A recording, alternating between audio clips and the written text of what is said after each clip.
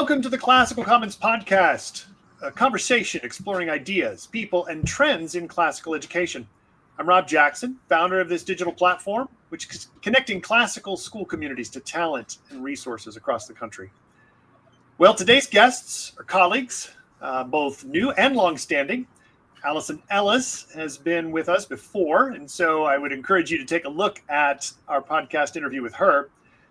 She suggested that we call our old friend, not really old, just a little bit, mature, Martin Cothran, to join her. And he has a great deal of interest, and they have a project that they've been working on most recently. Allison is a former financier, publisher, and entrepreneur. Martin's a former Politico. Is that fair to say, Martin? Politico? Maybe. Sure. He's an author and publisher and a new college provost. That much I do know. Once this Mount Titano volume, Finding Our Words, is published, it seems that these two came together to bring their persuasive powers on this noble effort and revitalize speech. So I'm just delighted to have both of you. Welcome, Allison. Martin. Thank you, Rob. Allison, we've got you back, of course. So I'm just going to skip ahead, if you'll permit me, because I want to get a little bit of backstory from Martin. He's the co-founder of Highlands Latin School and Memoria Press. And like you, Allison, he was a homeschool parent and sought to provide really a profound education for his kids. Martin, would you tell us, how did homeschooling sort of lead you to founding a school and let alone publishing, getting a publishing company off the ground? Well, it brings education closer to you as the parent. It's no longer far off going on at the school. It's the thing going on there at home. And so, I had a background in philosophy, also in journalism. And so I had my abstract views of how things ought to be done, but those had to be brought down to earth in a homeschool. And so we did homeschool our children. Actually, not initially. My oldest was in kindergarten and was in first grade. And my wife came from a family of public educators. And so homeschooling was the last thing she had contemplated doing. But when we saw the reality of what was going on in the school that our kids went to, or what was not going on, actually, is the better way to put it, we realized that they weren't going to get a good education in this place, and they were implementing just at this time these new education reforms, which were actually, although they were called new, it was about the third or fourth time in this country that we've done a reform like this. We were doing it heavy in Kentucky, and I ended up being hired by a public policy foundation. I was in banking early on, but my interest was in journalism and in public policy. So we got involved in a very knockdown, drag-out battle in our state about education. And as a result of that, I had to learn a lot more about it than I had known before. And we ended up actually winning. There was a big state school reform here.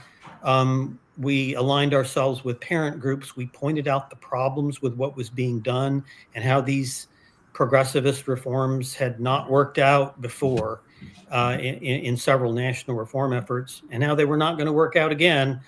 And we convinced much of the public. We convinced much of the legislators. We even brought a lot of the educational establishment along with us.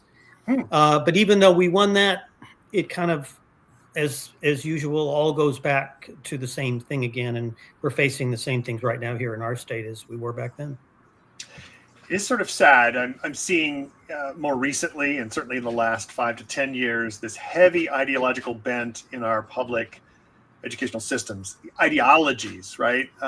Pertaining to everything from gender to equity and a variety of progressive projects, many of which just sort of displace education as such, right? The actual subject matter and the academic nature. I wonder, how did that influence your efforts both at Highlands Latin School, but maybe as an extension, the publishing of Memoria Press?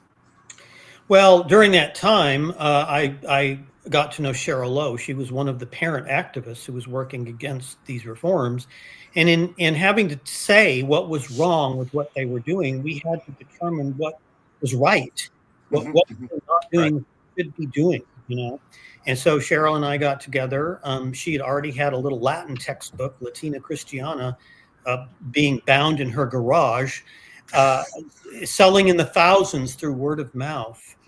And so she wanted to start a publishing company, and she wanted to start a school. So she hired me on, and we started both those projects. And that has grown to where I am now on a campus here with 400 or 500 kids.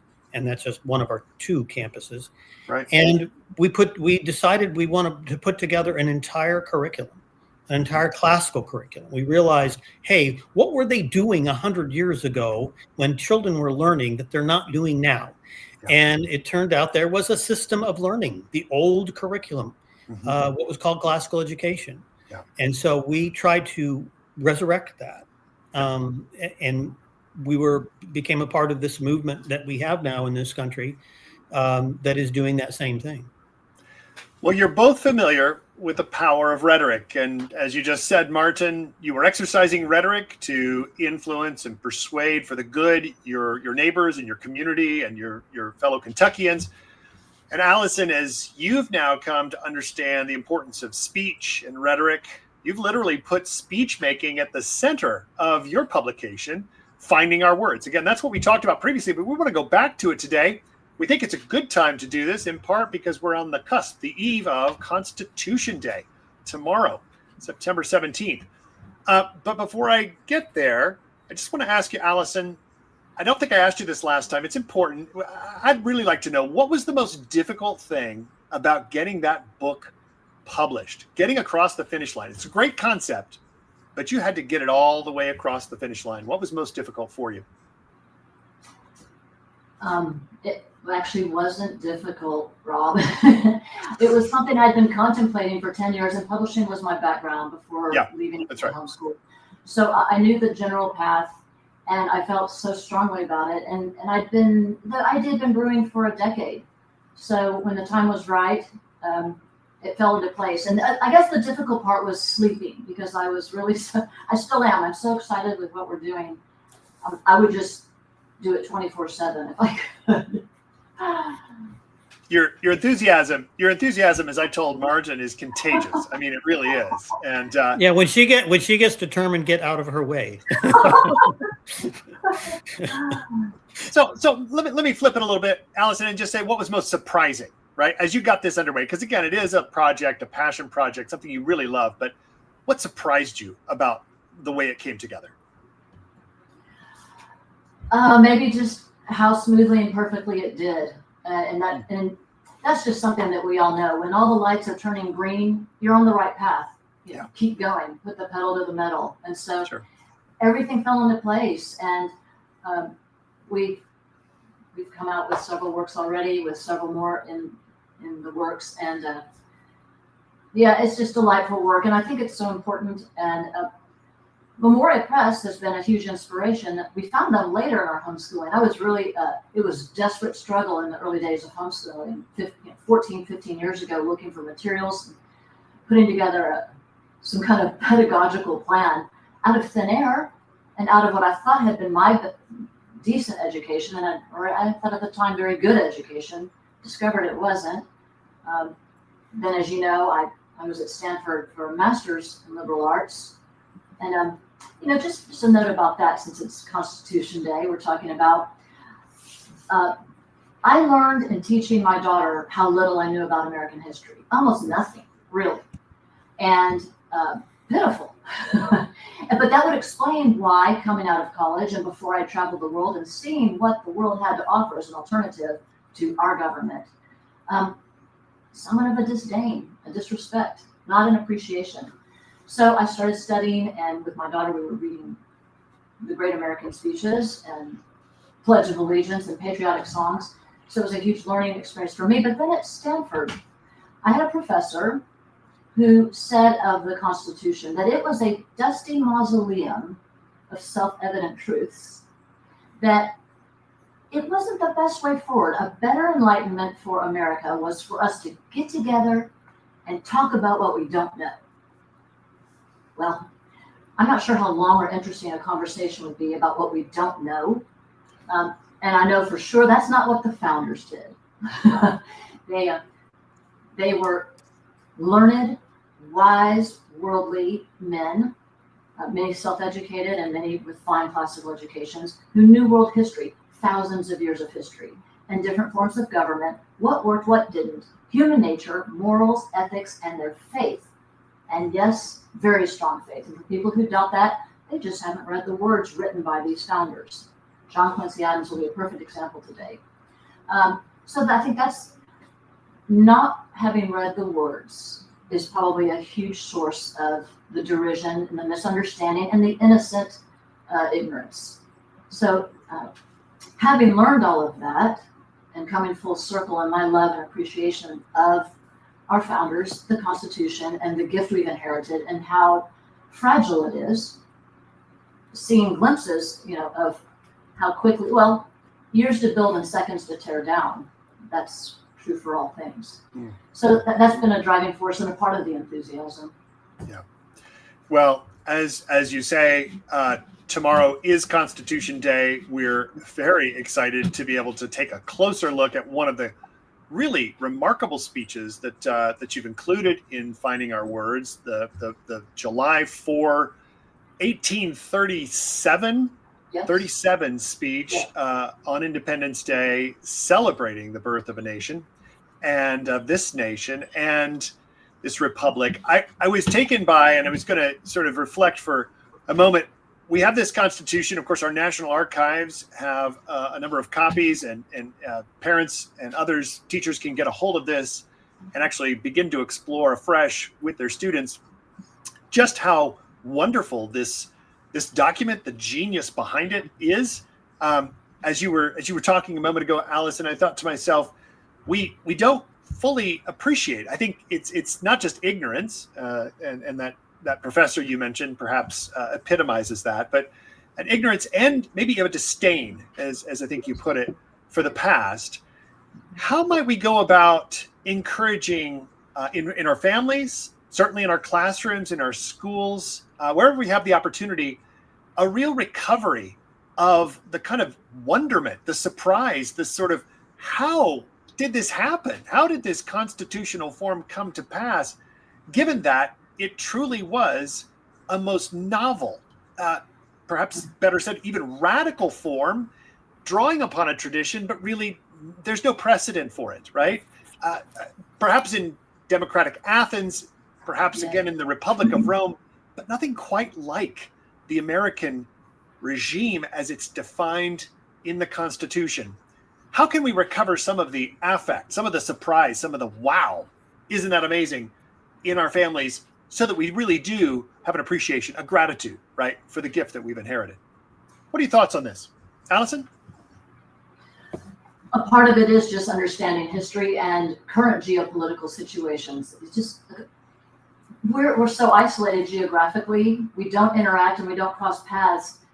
Of course, we have our own issues, challenges, problems. Everyone does. But we do not have a clear understanding of how unique, beautiful, and we just take for granted that we wake up in the morning and we're going to do what we planned, and we can launch a business, and hey, if that business fails, we'll start another one, and there are resources and we're safe.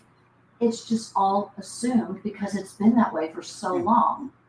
And that's just not the story around the world. And so studying history, but then also going back to the original words, the original founders' stories, the Constitution itself, that miraculous, you said novel and radical, and I'd say just borderline miraculous, because what they did and what we have inherited is literally distilled into 4,500 words. That's it. If we include the amendments now, it's 7,500 words. It's phenomenal. And so just going back and reading the words, for example, the word democracy. We hear that in the public sphere. Everyone uses that word, including for the last several decades, our presidents will get up to the microphone. We're defending our democracy. it's not a democracy. It's a democratic constitutional republic. Of course, there are elements of democracy in the representation, but it's not a democracy. And that's a part of a deeper understanding, is learning what a democracy is, how our government is similar, but how it is different, and why that is an improvement on democracy. Where was it tried? Why did it fail? Learning those things helps us understand the decisions the founders made and why they created a document that, yes, when it needs to be changed, it takes a whole lot of work to do so, and huge numbers. 2/3 in both houses, and to initially, and then 3/4 of the states. Yeah. So we can learn the reasons why. So rather than dismissing this document as a dusty mausoleum of ideas, we'll realize that it's the Fort Knox of ideas. Well, your book and the chapter, which includes an introduction to John Quincy Adams and this great speech that he gave in 1837, is what we wanted to talk about. So let's just jump in. Martin, you have a good bit of interest in John Quincy Adams, and this speech in particular really embodies much of his career as attorney, obviously as president and statesman, but he's a member of that founding generation. Would you mind covering just a couple of the refrains, the leitmotifs that Adams takes up in this speech, just to frame it up for us as we get started? Well, I think the speech itself is a work of appreciation. You know, he's calling Americans, he's reminding Americans of this great document that we produced. You were talking before about how did this even come about? You know, some people refer to the Constitution as the miracle in Philadelphia, which it really was. And yet, John Quincy Adams was probably the best educated president, with the possible exception of Jefferson, that this country has seen. And he's got this great education, and it's a thoroughly classical education. He's familiar with the culture of the Greeks. He's familiar with the culture of the Romans. He's familiar with how that tradition came down to us through the European intellectual tradition. Mm-hmm. And he clearly knows, he's talking about this whole relationship between the states and the federal government, and how the Constitution lays this out in this very careful way, because the states have power, and probably more power then than they do now. Mm-hmm. The federal government has become this behemoth. So he's telling us why it's valuable. He's telling us about the possible dangers that lurk ahead for us, and that we should avoid them. But he knows what he's unlike many public political figures today. He knows what a republic is. And this goes back to Aristotle, who talks about the different forms of government, and lays it out very well in his book, The Rhetoric, for example. And so what is a republic? Well, in many ways, it's a composite form of government, taking the best from each one of these forms of government and creating a system of checks and balances so that we protect ourselves against ourselves, right? Mm-hmm. There's a lot of mechanisms in the Constitution that are there to prevent us from going haywire, as we seem to want to do every generation, right? And it's, I worry sometimes that we don't respect it enough. I think that's kind of what he's warning us against, that we don't respect it enough. And yet it's still there. It's still pulling us toward the center. It's still protecting us from going off in 12 possible wrong directions. Mm-hmm. And this is what happens every time there's a Supreme Court decision, and one of the things that I always think of whenever there is this big debate about what this decision that was made and how this is not right or whatever, the question really not whether it agrees with your political predilections. Okay. We have laws, we have a constitution, and what the judges are supposed to be doing is interpreting that constitution, not doing what they think the political right thing is to do.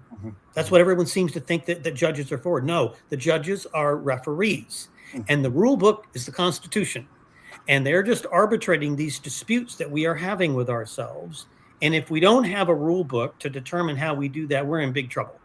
And I think that Adams is sort of saying, this is the center of our political regime, is the Constitution. I appreciate those comments about perhaps some disorder that exists even within our society today in the way we clamor for that political solution, right? The best way to spin it, the best way to sort of take advantage of that most recent ruling, et cetera. But I was, as I reread this, I was really taken aback at just how candid Adams was about the intrinsic linkage between the Judeo-Christian civilization that he considered his society to be a part of, a recipient, an inheritor of. And I'm wondering if that doesn't shed some light on his ability to articulate both the value of this Constitution, because it does not consider itself the final arbiter of the right? In other words, where is that in the framing of the Declaration and obviously the founding and the Constitution? Where is that Judeo-Christian ethos? How important is that to this founding? Well, I think it sort of assumes it in a way. And that's what one of the things I really liked about his speech is I was actually really surprised by his refrain about the Judeo-Christian foundation of this country. It's really prominent in this speech. And I think sometimes, we think that, well, because there's not any explicitly religious statements in the Constitution, I think the founders just assumed that everyone would understand that, because they assumed that the country was going to continue on in those explicit Judeo foundation principles of the Judeo-Christian tradition, and they didn't need to say it. I think was really, it's mentioned in the Declaration, certainly, but I think that Adams, I think, was counting on the continued influence of the Judeo-Christian tradition, which was still very much alive in his own day. Allison, I asked that question in part because here we are, literally on the cusp of 250 since the Declaration itself, and a liberal and pluralistic society no longer accepts, or simply, as Adams did, makes reference to the Hebrew prophets or the Gospels, and expects his audience or her audience, right, to accept those as foundational. I'm wondering how, as we read through Adams's speech and other speeches that you have in the collection, we orient our readers and our listeners to this in order to help them understand that relationship to things that are beyond politics, right? That are super political. Do you have any thoughts on that in terms of what you see in Adams, and generally, as we look at the Constitution, how we proceed in this highly pluralistic society, though our founders, as Martin said, really assumed a certain metaphysic? Well, to a certain extent, if we don't, as a people, it will change. And the founders knew that. They stated that over and over. If you read their words, that's the direction. That's the way to understand this. Fontes, read the words, and it's right there. Washington says to assume that this would work outside the context of a moral society is hopeful and wrong. And John Quincy is explicit. He says, I'm just going to read a brief section here. He's asking why, rhetorically asking why his audience invited him. And one of his answers is, why they're celebrating the anniversary, he says, is it not that the Declaration of Independence first organized the social compact on the foundation of the Redeemer's mission upon the earth, that it laid the cornerstone of human government upon the first precepts of Christianity, and gave to the world the first irrevocable pledge of the fulfillment of the prophecies, announced directly from heaven at the birth of the Savior, and predicted by the greatest of the Hebrew prophets 600 years before. That's not ambiguous. Not at all. And that's Mar. And that was a surprise to me too in the early days of reading these speeches. I would have assumed the typical line that people think that the government prohibits discussion or study of faith in schools or in politics. It most certainly does not. And reading every one of these speeches, I don't think there's one where the speaker does not refer to at least praising and thanking God. And many Bible verses throughout these speeches, they weren't hiding it. It was explicit. Well, and obviously that very First Amendment, I've often been struck by the fact that the intertwining of the freedom of speech, the freedom of assembly, right, and the freedom of worship are enshrined as if they relate to one another, because one's worship expresses one's understanding of the highest things, the ability to associate and to assemble, to express one's greatest approximation of the truth, our understanding of the truth, gives us an opportunity as a society when we assemble to pursue these things together. And again, this is why I think that our Constitution remains a kind of has such such genius in it, because its amendment, as we know, that sort of debate between the Federalists and the Anti-Federalists results in this natural tension of a government of the people, by the people, but a government that, of course, retains the people's rights. And their first right is to be able to aspire to higher things beyond government, beyond politics. Again, that's where I feel we've probably lost our way. We now look for politics and government to provide every solution. And that simply is not possible. Our founders would have known as much. And the other, I'm sorry. Go ahead. Please. I mean, and looking back on the First Amendment there, because I think they wanted to, we think that they wrote the First Amendment, at least in part, to protect the state from religion. If you look at it, it's very different. It's protecting religion from the state. Right. And so when it says the Congress shall make no law respecting an establishment of religion, that is a very neutral term. It means no law either way. It's not in the business of making laws. And what's part of the reason for it being stated that way is it meant that there was not going to be a federal, a national official religion, right? And that the states could keep the established churches that five of them had. Five of them had established state churches, and so that law respecting just means having to do with. And so what that did was that protected any state from having the official state church in that state nullified by the federal government. That's what that was for. And so it protected. It was going in a couple different directions there, but I think people get that very wrong. It wasn't a protection of the state from religion. It was actually quite the reverse. Right.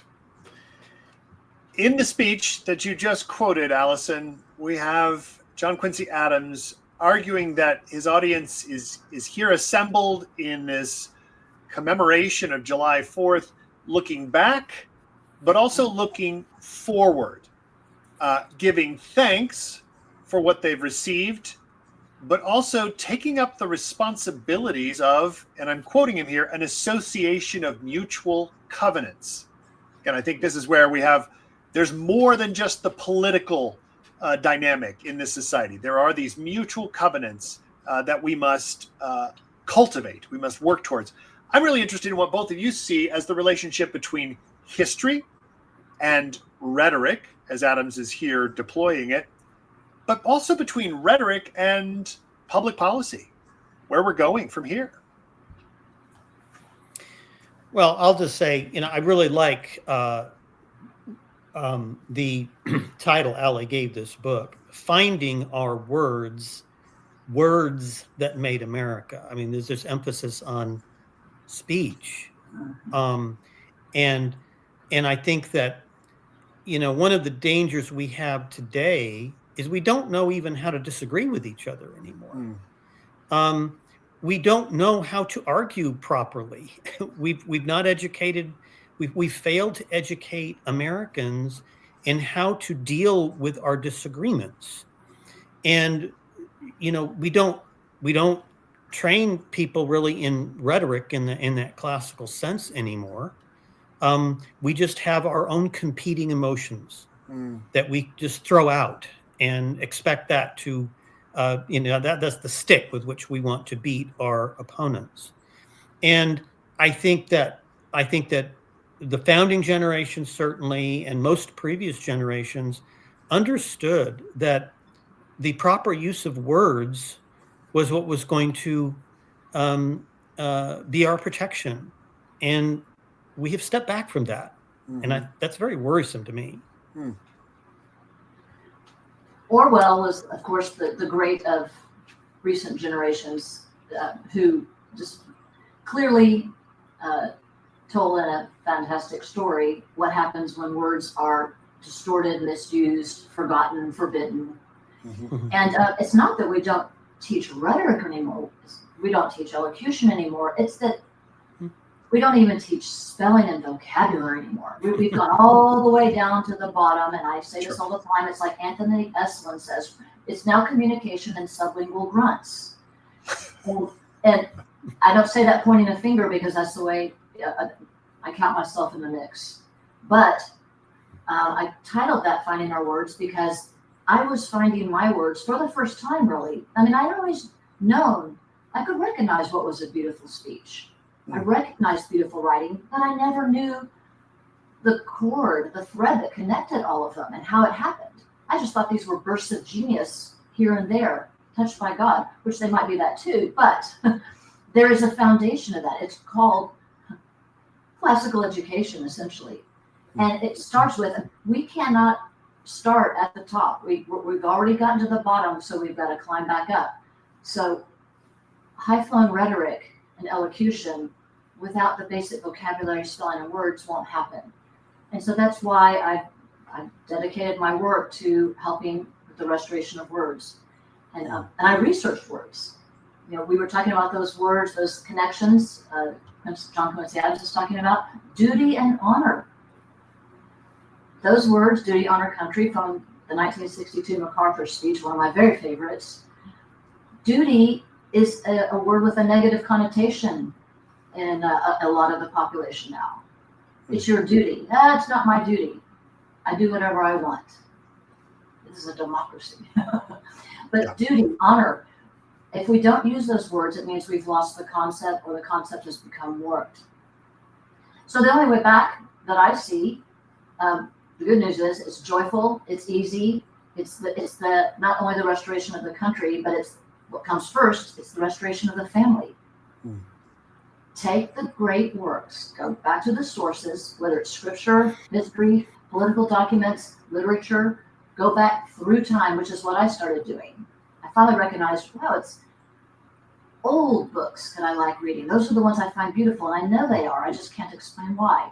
But the further I went back, century, over the course of 10 years, I basically haven't read any, or very few works that are recent, because I was on this discovery of words.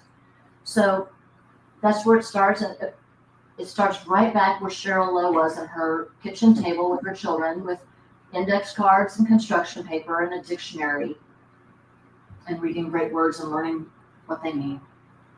Well, and I think rhetoric has a bad name in contemporary society. It's really another word. Yes. That's right. And as such, we need to reclaim it as those words, as Quintilian and Adams, who taught Quintilian at Harvard. John Quincy taught as the first professor of rhetoric there, that we need words that are precise, words that provide insight, and words that are eloquent, that beauty that you described, Allison. And as such, those words are going to affect, and here's another word that I think has probably been dumbed down, but policy is simply, what are we going to do with this? Where are we going from here? words that will inspire us, that will in fact help us in our pursuit of the common good. I looked at the heart of that speech in reviewing it and saw Adams reiterate 3 founding principles: that we are one people, right? That we have to be united as an understanding of this nation, of the people, because they now have been given these rights and responsibilities, that the states themselves can't sort of opt out because they have united themselves to this entity, this country, this nation, and that we are a civilized people claiming rights and acknowledging obligations. At which point I thought Adam just, to use modern parlance, dropped the mic. I thought he dropped the gauntlet, to be sure, when he called out his contemporaries, this is 1837, on, as he calls it, the gangrene of slavery.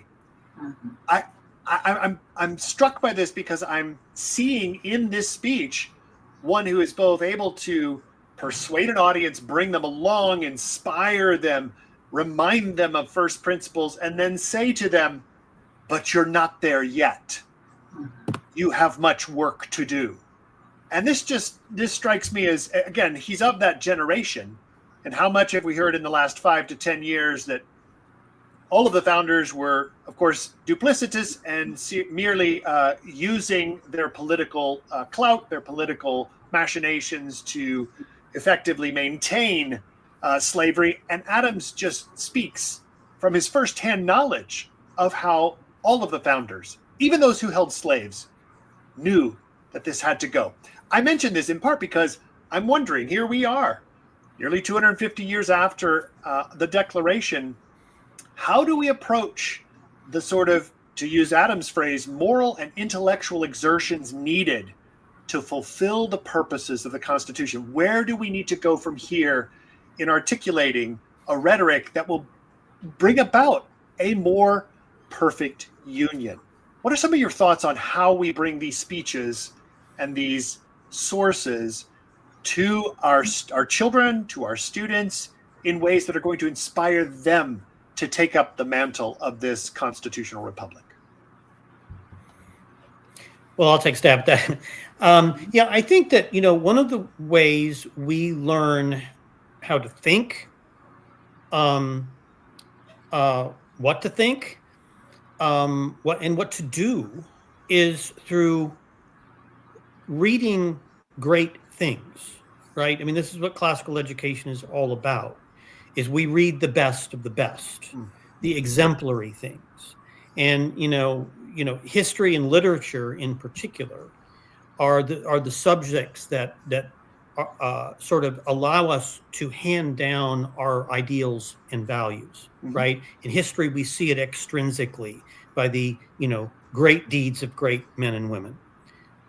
In literature, we see it intrinsically because now we're in the minds of those characters, mm-hmm. and we know how a good person thinks, and we learn how a bad person thinks. And we're attracted to the way the good person thinks. And we imitate those actions, right? So how do we write better? Well, you do it by reading really well-written things, right? And this book is full of these things. So I think one of the things we need to do is just to simply present to our kids things like the great speeches in this book, and maybe talk about them. What does this writer do? How is he doing this? Talk about what he's saying, but sure. Also how he said it so well. Style. Go ahead, Allison, please. Allie. In asking myself that question, how do I teach my daughter, especially something that I didn't learn myself and I'm just discovering? So I not only went to great words and great works, but I went to the parents of the greats, the source of the source of the source. Mm-hmm. And so in studying George Washington and loving his speeches, being moved by them and moved to tears. And I can read them many times over years and still be moved to tears. I went to Mary Washington. Well, that was that made it all clear how a Washington happened. So not only reading the words of the great, but as families and as parents, modeling what the parents of those greats did, because they didn't come out of thin air. It was a decision. That's right. Very deliberate. And obviously the education that we've now mentioned repeatedly, this classical form, was at the heart of that. Public speech was a central feature, a central component of a classical education. It refines thought and emotion, and was essential, right, to an education of those founders. Practically speaking, do you all have any suggestions how we might, in our homes and in our schools, make speaking, again, this classical rhetoric, a fundamental part of what we're about? How do we make that just warp and woof of our schools and of our homes? Well, part of good speaking, I kind of do that as a living, and part of it is just getting used to it. You need to get your kid. And it's easier to do in a school because you have an audience there, right? But to get your kids up and get them talking in front of people, there's a fear that you get if you don't do that, and it's only dispelled by actually doing it.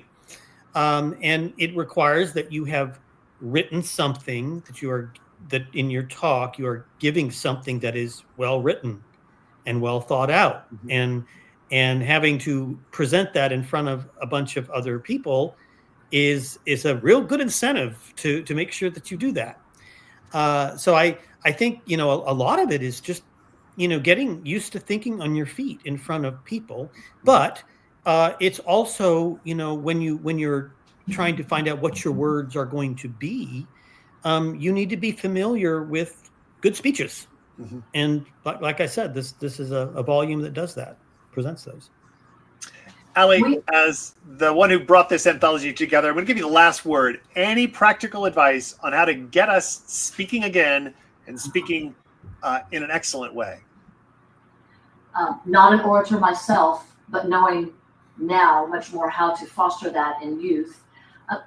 It's actually, I think, very simple. And Martin was saying exactly what I would say. I would just add that we know how to do this with classical music. If you want to perform in a symphony, you start practicing violin when you're very young. And you don't start playing row, row, row your boat and stay there. As soon as you have the notes, chords, arpeggios, scales, as soon as you can, maybe it's an adaptation, but you're playing the works, the compositions of the best. Bach, Beethoven, Mozart.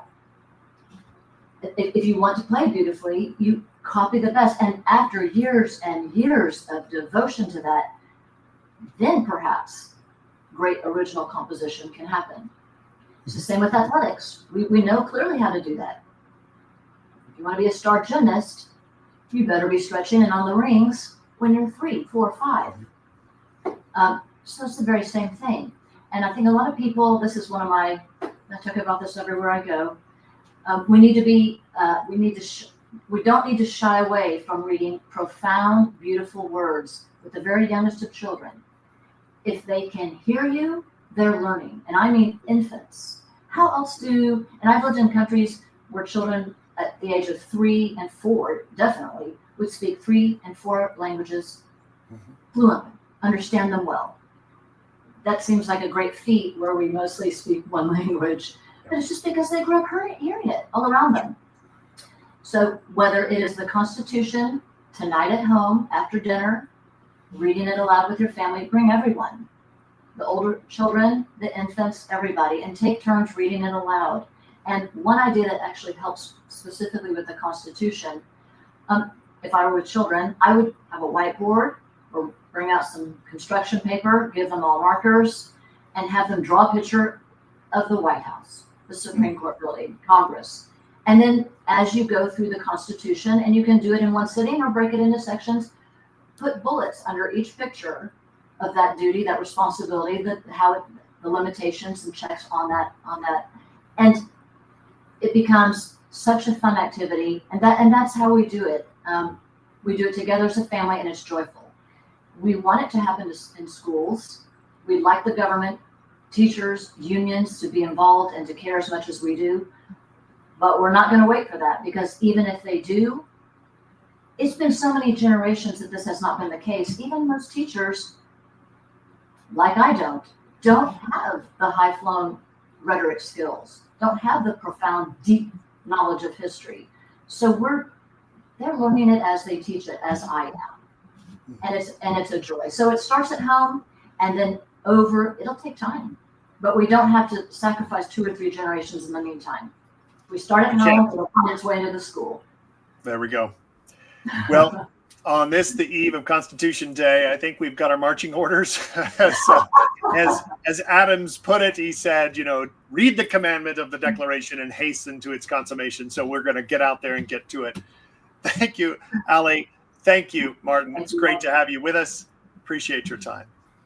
Thank you. Till the next time. You bet.